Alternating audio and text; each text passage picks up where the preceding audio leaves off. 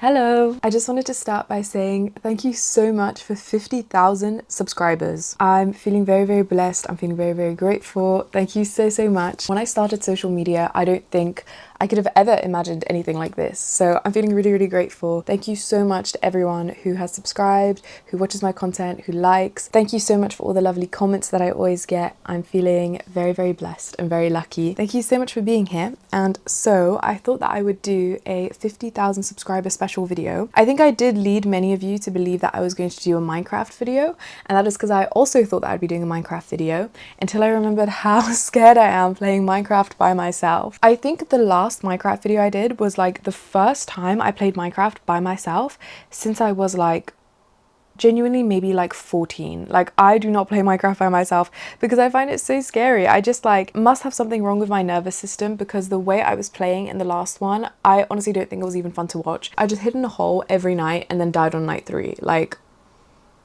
I definitely don't think I can be a Let's Player anytime soon. But something else that people have been asking for has been a Q&A. My second video ever on this channel was actually a Q&A, and I think I answered some questions a little bit too vulnerably maybe. I don't know. I just kind of got a bit freaked out and I felt a bit uncomfortable that I'd like shared so much, and I ended up privating it. Every now and then I unprivate it though when I'm feeling a bit brave. And then I remember why I privated it and then I private it again. But I thought I'd have another crack at a Q&A that I, fingers crossed, will not private this time. Let's start my 50k Q&A.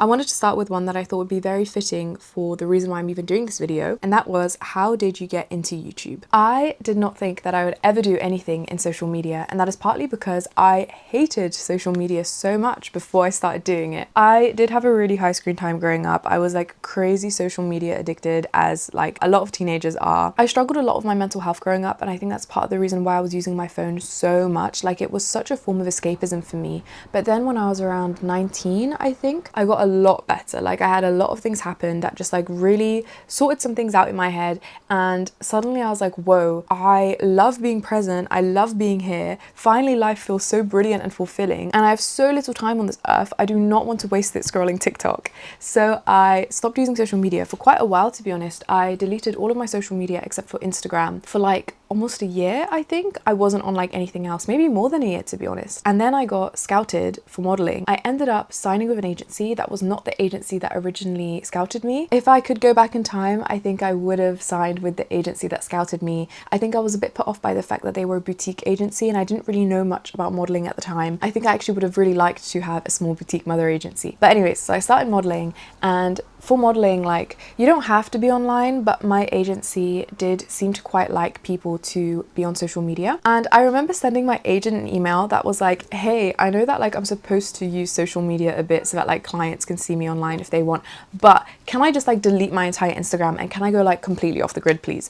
And she didn't reply to that email. So then I kind of sat with myself, because I was like, I really want to delete Instagram entirely. Like, I want to have no social media at all, but go big or go home. I really want to give this modeling thing a shot. I'm just gonna make a TikTok and make a few videos and just like see what happens. And at first, I think especially because I wasn't on TikTok, I didn't really know what I was supposed to make. I just did like photo dumps of basically what I would post on Instagram, and I did a few videos like showing some of the clothes I had, but then I made a few videos about books. I think my first one was one comparing Anna Karenina and The Idiot by Dostoevsky, and those started to not even necessarily do well, but I started to feel like I was building like a bit of a community, because I had people that would consistently comment on just the book videos, and I feel like there would be a lot of room for discussion there, and I'd have like back and forths with commenters, and then I'd like comment on their things, and then I feel like I slowly started to build a community that way. So then afterwards I started making a lot more talking videos, and that slowly shifted to me making a lot of videos talking about just like my personal opinion on things, my personal philosophies, things I actually thought about philosophy, because I had studied it for a little bit at uni before dropping out. Slowly I started to get a bit bigger doing that. I was very surprised by how much I enjoyed it, because I really went into it like begrudgingly, being like, okay, I guess if I want to model then I have to have a TikTok. But by the end of it I was like, I don't want to model anymore. I'm enjoying this so much more. I think especially doing longer form content I found way more rewarding, because it really did feel like I was connecting with people, and like, I don't know, it was just really fun. I really enjoyed it, and I feel like it gave me a lot of inspiration to then do things in my real life as well. Like, talking about books would make me so much more excited to read books. Talking about why I think it's it's really important to be present, would remind me to be present. And I feel like it ended up being a really positive thing for me. So I ended up leaving my agency and I don't model anymore. Then as for my switch to YouTube, it was around the time when the dreaded TikTok ban was coming into place, and everyone, I think this was like January this year, everyone was so nervous that TikTok was going to be deleted and everyone was making YouTube channels.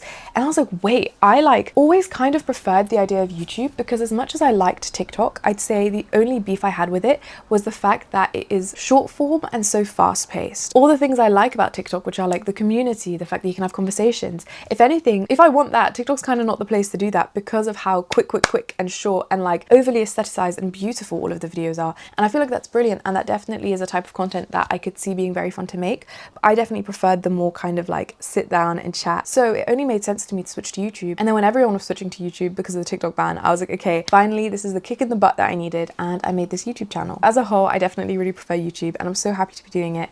So thank you so much for being here, and thank you so much for allowing me to do this and supporting me and watching my videos. Yeah, I feel so lucky because this is such a fun job.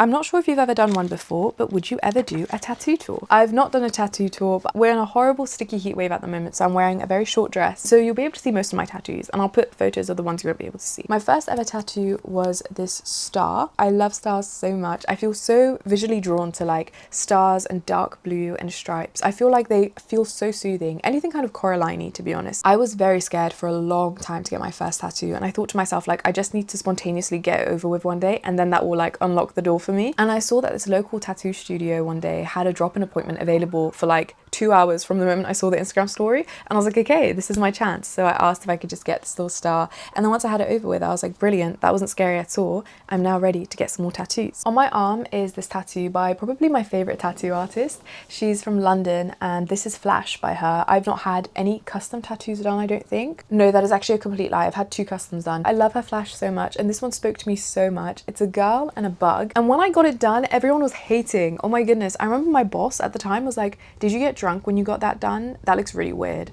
And I was like, wait, hold up. Like, I thought this was so lovely and sweet. This one got a lot of hate when I first got it done, but I'm really happy with it. So I'm very happy that I got it done. I have another tattoo on my lower stomach side of my like upper hip. I'll have a picture of it up. She did that one for free, just like on the day when I was getting this one done. She was like, oh, do you want me to throw in another? And I was like, yes, please. It was so hard to get done though, because it was so tickly, but it was crazy because I'm not that ticklish. I'm able to like switch off my ticklishness. So I did that, but I wasn't like giggling. Like, I didn't find it funny. I wasn't laughing because it was tickly, but my muscles were just like shaking like crazy. And I was so worried that she was gonna like and get it like all over me, but she's very good, and it got done very wonderfully. I don't really know how to show the one on my knee, but this is also by the same artist, and it is my little sister and her favorite teddy. And then on my foot I have one that I cannot figure out how to show you guys. It's on like the side of my foot, and I'll put a picture of it up. It's a goose stick and poke, and my friend has it on their leg like here, and I love them so much. I'm so happy I have a matching tattoo with them. I also have one on my back, which I'll put a photo of because I've got like all these straps in the way, and I don't know if I'll be able to show it very well. This is the only one that I've considered removing, and I still am slightly considering it, but red pigments and orange pigments and green pigments are quite hard to get rid of. I think the reason I wanted it removed is because they look kind of sad. It's a girl and a bear,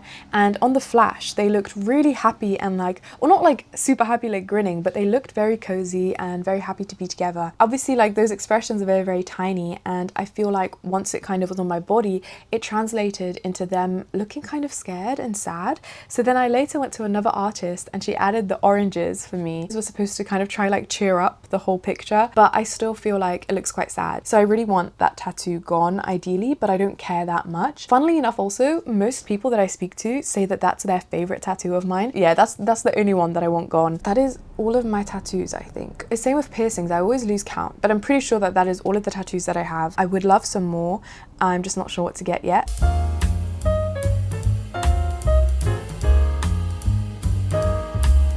What brands do you usually wear? I aspire to have your style. It's so fashionable. Thank you so much to everyone who says nice things about the way I dress, because I remember when I got signed to my modeling agency, I was like, shit, I need to step my game up because I dress ridiculously. Like, I don't dress well, and I don't think I changed anything really about how I dressed after I started modeling, because I just like couldn't really figure it out. Like, I feel like some people are just so naturally fashionable. Some people learn to be really fashionable. I feel like that is a world that is just like not available to me. But as for the basics that I tend to wear in a lot of my videos. Honestly, I really recommend buying secondhand for the environmental and ethical reasons. It's so much cheaper. I feel like also you have to kind of like learn to love your clothes, because a lot of the time if you're thrifting and you have something in mind that you would like, you're not going to find that exact like duplicate, but that then means that you have to play around with that item of clothing or DIY it. I just really recommend thrifting and buying secondhand. Obviously though, a lot of people recommend that, but it's like, what does that even mean? Like, what do you do when you buy secondhand? I used to shop online secondhand, although I don't like that as much because you can't really see if things fit you, and also like people can put up pictures in a way that makes them look very different to how the clothes actually look. I tend to recommend buying in person. I shop at charity shops, and a lot of the time, like, a lot of the clothes there are not at all what I like to wear, and it takes quite a lot of digging to find what I like. I think what helps is the fact that I've been doing this for years. Like, a lot of the clothes, like I have this green stripy top that a lot of people comment on. I have had that genuinely since I was like 14 or 15. And I think part of how I've managed to build over years this wardrobe where I love everything that I own and I like wear all of my clothes so much. I try my best not to succumb to like buying things because they're trendy, which is a lot easier said than done, especially when you keep seeing something that looks so beautiful on your phone. It's so easy to be like, oh, I really, really want that. But I try to keep in mind that, like, first of all, a lot of the things I see that look nice, probably I wouldn't like how they look on me. I have a basic idea of materials and cuts and colors that I like, and even if something looks really, really brilliant, I know if it's a certain material, I'm gonna find it itchy and I'm not gonna like it, or I know if it's a certain color, I'm not really gonna like how it looks on me and I'm gonna wear it less. So I try to be very strict and only buy things that I think I'm going to really, really, really love and really, really wear. So yeah, I just recommend like under consumption, to be honest. Like, that is the trick. Also, sorry, because I just realized I did not answer the question. The question was, what brands do I wear? I don't know. That's the thing, it's such a mix mash. Although I have found that a lot of the labels of my thrifted stuff are M&S and Dorothy Perkins, but like old label. This is Cuckoo Intimates, and this was a very, very impulsive purchase. My basics I tend to buy from ASOS. Yeah, I just really recommend thrifting and making sure that you really, really, really, really love the thing that you're gonna buy. Try shop in person so you can try things on as well and actually see how they look on you. Also think about what things you already own and if you're gonna be able to style some things, because there's some things that are so sick and I'm like, I really want to wear that, but like I actually have nothing to wear that with. Like, I am not going to wear it even though I want to. I recommend to be very picky with the things you buy and to really love the things that you have.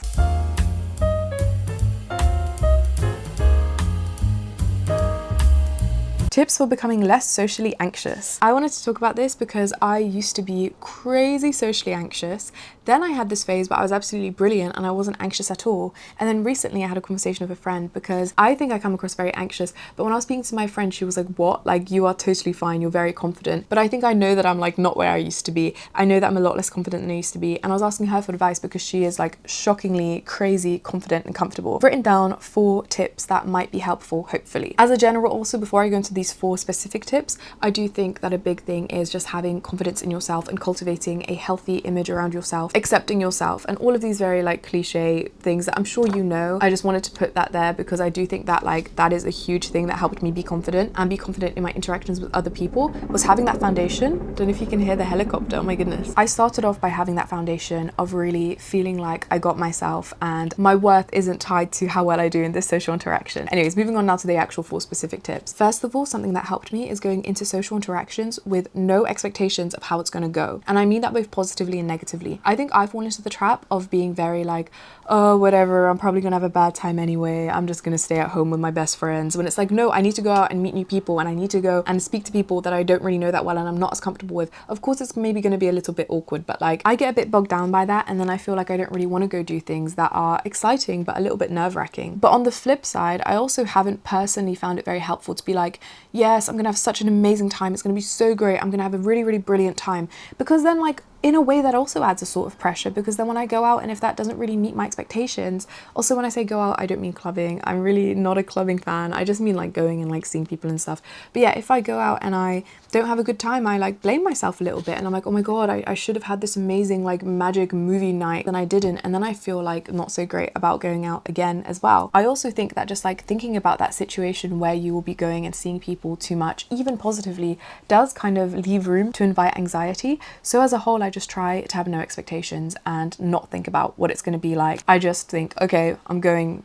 to dinner later today, and I just like don't really think about it much, and then when the time comes, I'm just quite relaxed and whatever happens happens, because like it doesn't matter, it's all an experience. The next thing is to not label things as good and bad, and I mean that like generally as well. I think like I definitely benefit from not labeling things. It's really, really helped me just kind of like sit back and observe things and not get too like fixated on like, oh my goodness, how did that appear to other people? How should I feel about this? Like if I say something and it's like, ooh, really embarrassing, instead of thinking, oh my God, that was embarrassing. That's bad. That's embarrassing. I did a bad job at that social interaction and that was so lame of me. I just think like, oof, oh yikes. And I don't really think about it beyond that. And it's just like over time I've kind of cultivated this attitude where it's just all brilliant. Like it's just all so fun to experience things. And even if I make a total fool of myself and I do some really embarrassing things, like oh my goodness, some things I think back on and I'm like, I can't believe I like did that accidentally in conversation.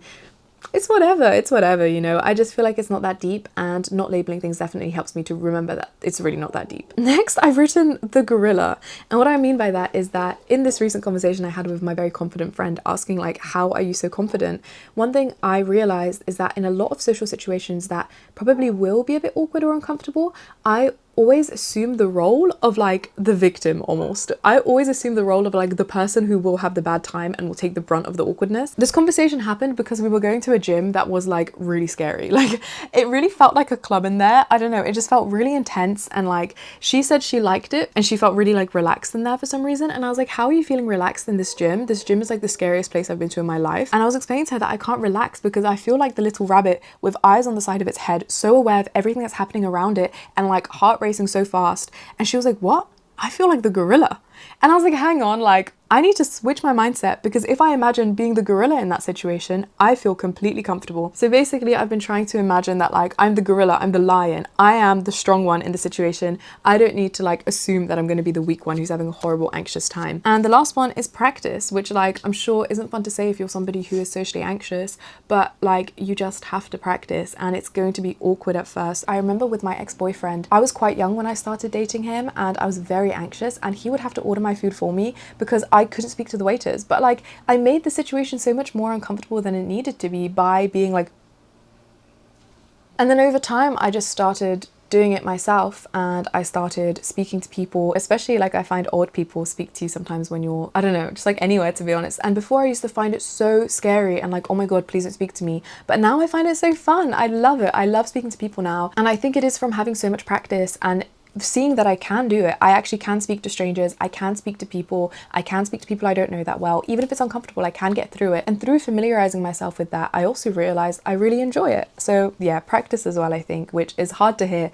but like, trust me, it does work.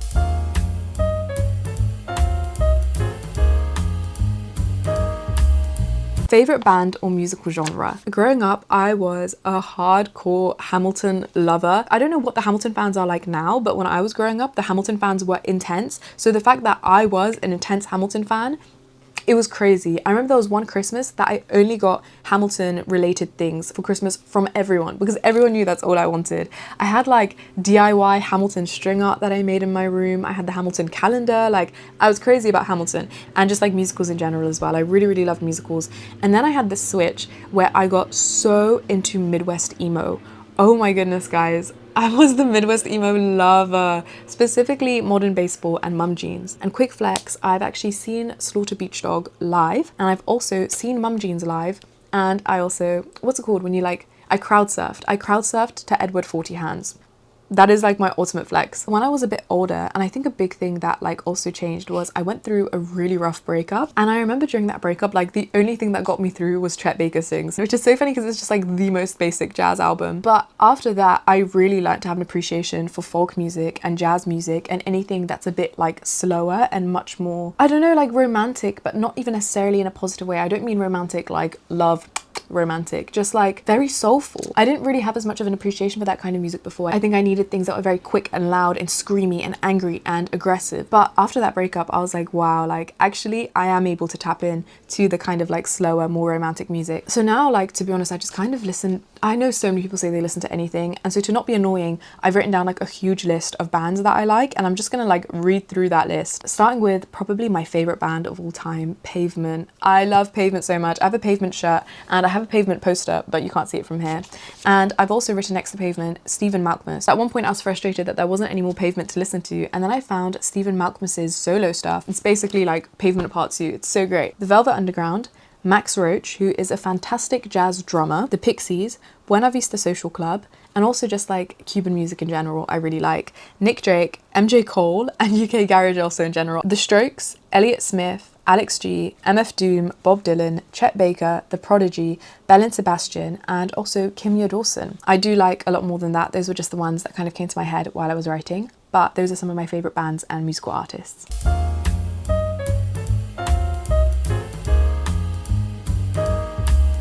On a similar note to what are my favourite bands, I've got what's your Letterboxd top 4. I don't use Letterboxd because I am not a very big movie person at all. I just struggle a lot with like sitting down and watching a movie. I don't know if it's because of my ADHD. I just like, to be honest, sometimes there's nothing worse than sitting down and watching a movie because it's like I have to be still for so long. But it's very frustrating because I do think that movies are such a brilliant way to tell stories, and I feel like, I don't know, as an art form, movies are so magical, they're so brilliant. So I do have a few movies that really spoke to me.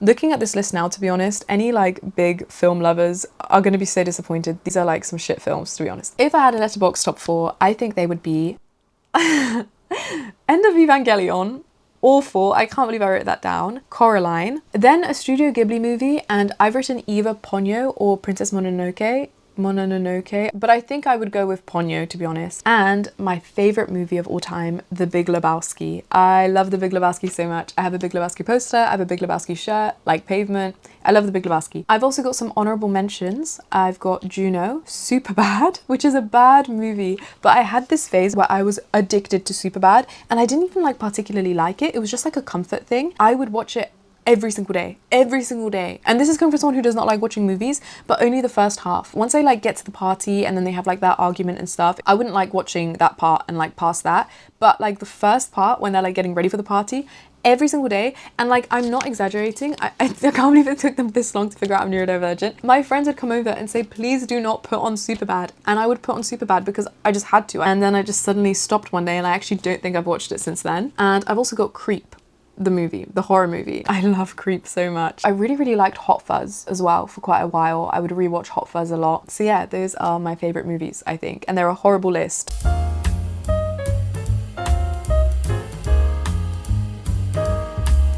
What's a common misconception about you? I've never lied online, and I try my best to be honest and like transparent, but not necessarily overly vulnerable. I don't think I want to share everything about my life online, but everything I do share is like very transparent. So I don't think there's any like fact misconceptions about me that I see, really. I don't think. Even when I have seen people make assumptions about me, most of the time they're correct. I'm like, wait, actually, like, how did you know that? However, a general kind of like idea about me that I do see quite a lot that I don't think is entirely accurate is this kind of idea that I like have my life together, and also that I like read all of the time, and I'm this like insanely stoic meditative person who just like reads 24/7. I can see definitely why people would reach that conclusion, because that is primarily the kind of stuff I talk about online and the kind of stuff I share. Everyone's heard the like social media is fake monologue by now, but like truly, like, social media is fake, and I don't even mean that I'm lying and I'm like trying to mislead you guys to think that I like have everything perfectly together. But the thing is, like, offline I am an incredibly messy person, and I definitely do try to be very meditative and very stoic, and in some ways I think like I have like made a lot of conscious effort to be more this way over time. But first of all, I was not at all this way growing up. Oh my goodness, I was really not at all like anything like this. When I reflect back on how I was growing up, I really feel like I've done a bit of a like 180 personality shift. But even now that I've like worked so hard to be so much more present and so much kinder and so much calmer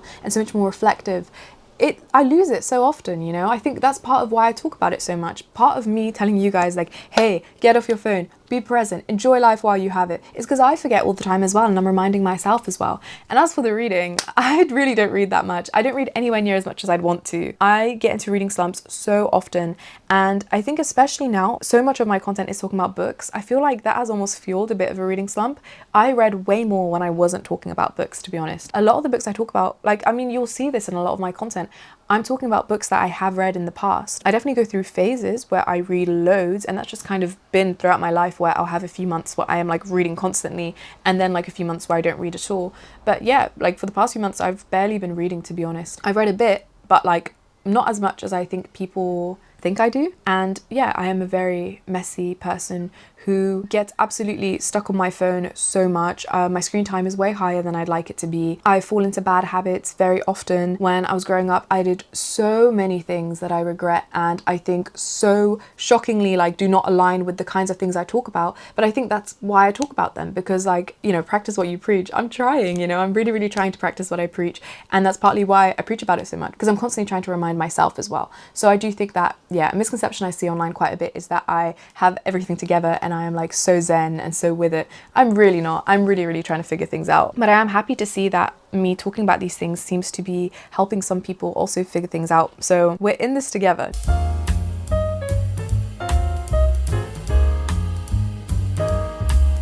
Do you think aphantasia makes you better at doing other things? I have mentioned this in a few videos, but I've not really like made a whole video speaking about it, I don't think. I have aphantasia, which is the inability to visualize images. I think some people with aphantasia struggle with like all of their senses to kind of like make a mental, I was gonna say image, but like not even necessarily visually, like struggle to like smell things and hear things. I have it most intensely with visual images. To varying degrees, I struggle with other senses, except for my sense of hearing. Oh my goodness, I can hear things clear as day in my mind. Visually though, I can't see anything. I don't dream visually. If you ask me right now to like imagine the color red, I don't see anything. I just have an understanding of the fact that I am thinking about the color red. I struggle a bit to explain it because I've been this way for so long that I don't remember what it's like to have visual memory. How this even started was I was speaking to my friend about Dostoevsky because I'd lent her Crime and Punishment, and she was talking about like the guy in like chapter 2, Marmeladov, something, the drunk guy who's like raving. And she was saying like, oh my goodness, Dostoevsky is such a brilliant writer because the way he writes is so visual. It's like I can